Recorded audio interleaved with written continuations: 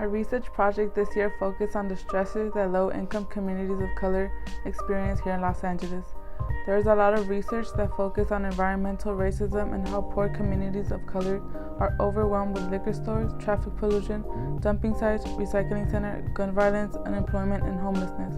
However, there is new research that examines how racism and discrimination negatively affects the mental and physical health of people of color. We learned that racialized stereotypes, insults, discrimination, and environmental injustice could cause mental health issues such as depression, anxiety, and addiction behaviors, like overconsumption of fast food, drugs, and alcohol. This phenomenon is called racial battle fatigue. As young people, we wanted to get a deeper understanding of the environmental and mental health stressors that affect the well-being of our communities.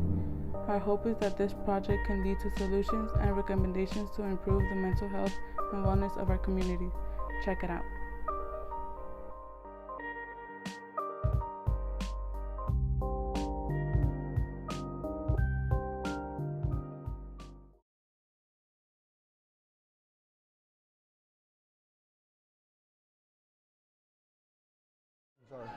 And racial microaggressions are those everyday forms of racism that we experience in the various spaces that I talked about earlier, right? I mean, you can be going to a store, a market, in the mall, and someone will treat you differently, and you'll know you feel something, right? That it's not right, and it's that everyday sort of racism that people experience.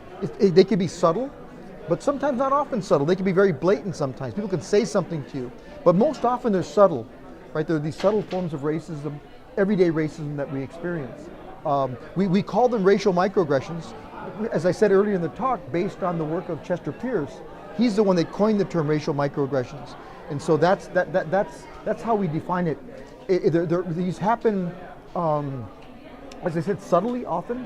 They're layered, so they could be about who you are as a Latino, or who you are as a person of color. They can also be, it can be also who you are as a young woman, who you are as an immigrant, who you are as other sort of identities that you might have. They can be based on that as well. And then they're cumulative. I mean, they happen often. They sometimes happen daily. Sometimes happen more than daily. And so they're what we call cumulative, and they take their toll. They have an impact on you. So that's basically what they are, racial microaggressions. They're these everyday forms of racism that you experience that often what people will do is that they'll dismiss them, right? But what we argue is you can't dismiss them because they have an impact, and it's a cumulative impact.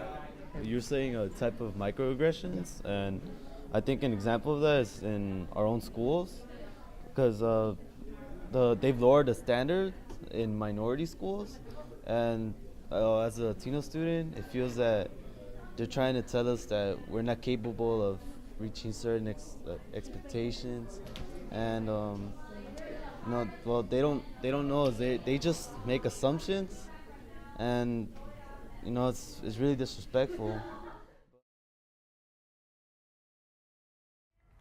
Art therapy is a creative therapy often used in the mental health profession, in which individuals work with an array of mediums: paint, markers, sculpting. The creative process and the final product itself is all therapeutic. It can help with a variety of outcomes, whether it be depression, anxiety, self-esteem, self-awareness, addiction, abuse, trauma, it goes on and on. Acculturation is the process that people go through having come from other host countries and adapting and learning the new ways of the new culture. Personally, I am Mexican American, so I have gone through a acculturation process. As a child, I don't think I realized what was happening, and the older I got, I was able to connect with my struggles and realize that they were part of that process. That is something that's very dear to me because I went through that process, and I understand it could be very difficult Even something as rejecting my skin color. I never understood where that was coming from until I got older and I realized, well, adapting into an American culture, as a child, there were no brown or dark-skinned dolls, Barbies. They were all fair-skinned. So naturally, I was gonna reject my skin color. I did my study on the acculturation process and the bicultural identity being recognizing as two. So Mexican American, Asian American, or whatever the case may be. I think for youth, they don't, or they may not realize what is happening until they get older. They may never realize. There are many stressors in our community that create anxiety, tension, and strife in our community. The biggest one is poverty and not having enough money to pay the rent and you know, do what you need to do to care for your children and send your kids to college. That's the biggest stressor. But income is one of the biggest stressors. Poor neighborhoods with lots of violence in the neighborhoods are stressors, and also the availability of alcohol in those neighborhoods create a lot of stress. Parents, it's really hard for parents to even raise kids sometimes. I've done research, for example, in Huntington Park, where the parents wanted to take their kids to the park, but the park was unsafe. There were shootings there and fights and all that, so they had to keep their kids at home. Those kinds of things are real big stressors. We've also talked about acculturation. Many of us, I was born in Mexico, some of you were born in Mexico or Central America, but even if you were born here, you're still a member of two cultures. You're a member of your Latino Mexican culture, your family culture, then the outside culture, you know, being in the white Anglo culture. The messages you get from them is you have to assimilate, you have to not look the way you look, you have to not speak Spanish to succeed. You know, all those are stressors. Some people succeed in dealing with that and some don't. And some end up rejecting their culture, rejecting their family, feeling very lonely and isolated, and then may go to alcohol or drugs to deal with that loss and that conflict. A new area of stress in our community that we're seeing that there's a relationship between this and our health is racism and discrimination. So that's another area of stress, and we have new research that shows that as we experience you know, being treated differently or being treated wrong or not respected for who you are, that creates a lot of sense of insecurity, a sense of anger, and we're finding that it affects our health.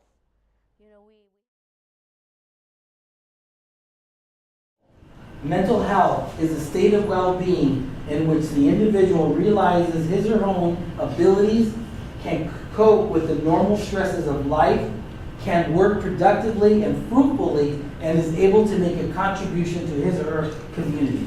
Probably Latinas have the highest incidence of thinking about suicide and depression.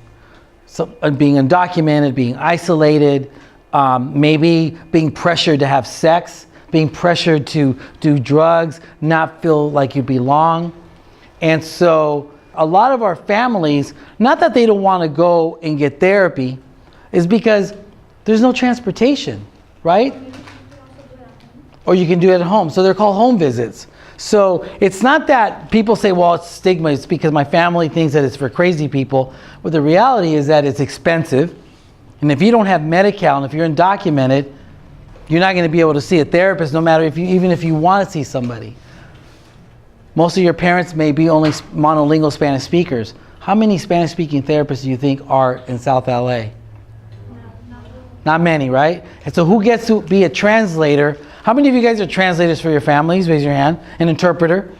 How many of you guys interpret for your family, right? That's hard stuff. On a good note, most of our women of color are actually going to college. They're doing a lot better than our young men are.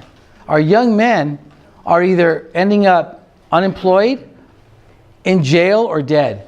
And it's such a huge problem right now that it's being looked at multiple. It's a health issue. that are. So diet is the number one cause of most of the disease, most of the mental problems. My mission is to to share my experience with raw food among working class communities of color, mostly in the East Side and South Central. And because I feel very strongly that that raw food with the intelligence of the plants helps us to decolonize our bodies from commercial food and processed food that keeps us lethargic and doesn't give us the aliveness that this type of food has. Considering that much of the junk food and processed food don't have nutrients, are zero in nutrients and high in calories, our bodies lack the aliveness that they would have if they ate what our bodies need, which is this type of food. And another thing is all the sugar that people drink with sodas, for example, or with high fructose corn syrup, that also gives you a high and then you crash. So that is really not good for your adrenal glands to be always up and down, and that creates mood problems and mental health problems. So that's why a lot of people start having depression or sadness or are passive, and they become couch potatoes because they have no energy. So being undocumented is definitely challenging. There are a lot of barriers, there are a lot of limitations. And so not knowing how to deal with that, not knowing how to go to school, not knowing how to find a job, being undocumented is difficult if you do it on your own. So that a lot of our families live below poverty level, struggling to put food on the table, struggling to pay rent. And so for a lot of our communities, going to school isn't really a possibility. Because we have other challenges that we have to address. We're constantly being policed. There's a lot of police in our communities, a lot of ICE, deporting our families, deporting our community members. In addition to that, we don't have a lot of social services. There's a lot of things like healthcare, education, that are denied to undocumented communities. And so that is our everyday reality. Undocumented Latinos and Latinas are told that they are criminals, they are told that they're aliens, that they are told that they're deviants, that they shouldn't be here. We know that all those things are wrong. We know that all those things are coming from a negative place. Undocumented students start believing all of those things that they hear, start believing that they're criminals, that they're deviants, start thinking very negatively about themselves. Our self-esteem, our self-worth, all of that is impacted by all of the negative stigma that we hear about who undocumented communities are. And so we need to recover the autonomy over our bodies. We're very used to giving away our power to the medical industrial complex and believing that an expert like a doctor will heal us when we know our bodies better than anybody else. So the important thing is to reconnect with our bodies, to reconnect with the intelligence of our bodies, and reconnect ourselves with the rest of nature that brings the intelligence of these plants that are the fuel, the real good fuel for our bodies. So that's why it's so important that our diet is good. And I always say that the best diet is the diet that our ancestors ate, going back to the basics, before food became processed, became loaded with sugar, salt, and fat. So if your ancestors came from Mesoamerica, that's the best diet for you. Corn and squash and frijoles, and that's the best diet. Milk will not be good for you because there were no cows in America before the conquistadores arrived. So our bodies are not made to digest milk. So the Circle Project has been organizing for about the last 1.5 to 2 years. Since then, we've partnered with community organizations within Southern California to create safe spaces. I think most importantly, we have courageous conversations. One of the first things that undocumented students are asked when they come to the Circle is, do you know why you're undocumented and why you continue to be undocumented? And a lot of people don't even know their story, their history. So that's why there's so much stigma, because we don't realize how powerful and strong and beautiful we are. being able to support on a very personal level is very impactful. Standing up for people, defending people when there's a comment, when there's being language or actions that are taken that are driven from hate towards undocumented communities. I think it's important to be an ally. I think it's important to have courageous conversations about the issue and continue to challenge people that believe the negative stereotypes of who undocumented communities are. Yes, we are all wounded people and we all carry pain. We all have the capacity to be able to heal ourselves. It's important that we find healthy ways to be able to do that. Solutions. I want to say that solution starts with you, each of you, starts with us. And we need counseling from people like us. So I need you to go to college and become therapists, family therapists, so you can help families with this issue. And then there's a community solution, an advocacy solution. I mean, you have that power. You can say, I don't want another billboard of advertising Coors in my community. Whatever you want to do, you can advocate for change. You can say, we need rehab centers. We need centers, shelters, where individuals in our communities, our families can get help, so they can come back to us and be, supportive members of our families and our communities. So I think any project can really be used. I think mandalas are a good meditation exercise for anyone to use. My ideal would to be like a mobile art therapist where I offer my services mobily. But I'm just really passionate about the community that I live in, whether that be right now San Fernando Valley, or if I move to a different part of LA, I would want to empower and work with that community. In the end, it was like that, how their struggles were actually a beautiful thing, and how their struggles have allowed them to grow and to look at the positive things and not be held down by those struggles or by the pressure or by the racism or discrimination that people go through. There are models and curriculums that they use. I've heard today that they want to start to bring in a curriculum where the teachers will be part of their curriculum, where their teaching will be on mental health. Can you believe that? You'll be in your classroom and one of the subject matters will be on wellness and on mental health. And so the last part of this has to do with the response. How do we respond to these? How do we take action against them? And I think that what we've been arguing is that we do it in various ways. We respond in various ways. But the first thing, as I said earlier, is that you have to at least acknowledge that they exist. You have to recognize that they exist. And then you have to take action based on that existence. And some of the actions we take is that we push back. If we experience a racial microaggression, we respond. But as you heard in one of the tables here, sometimes the sort of the quick response may not be the best response. Sometimes you might reflect and then decide what would be the best way to respond to this everyday form of racism. And so, but sometimes I would argue, I mean, I may disagree with Grace Carroll on this, sometimes the initial response might be the best response, might be the most important response. So sometimes people have to hear how you're feeling and how you're responding to everyday racism. And so I would argue that it's all contextual. It depends on the context, right? So some people join organizations as a response to these everyday forms of racism. I'm not sure if at West Adams you have a student organization where you're able to sit down and talk about these things or engage around some of these issues.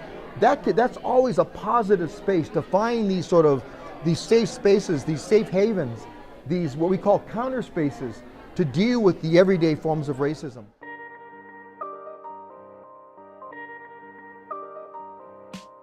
Our research findings indicated that the highest rate of potential racial battle fatigue can occur within our undocumented communities. It's critical that we continue to raise awareness about how racial battle fatigue and environmental stressors affect the mental health and wellness of our communities. Our research got us to think about the difference between having the privilege of living versus barely surviving. We feel that living is when people live in a neighborhood in which they are not overrun with stressors, but have an opportunity to be happy about their lives and surroundings. Daily, our communities are in a struggle against racism and environmental injustice. They are fighting and sacrificing their health and well-being to ensure that their families have a good home, healthy food, and a quality education for their children. We need more community centers for mental health and wellness in our community so that we all have an equal chance to enjoy life.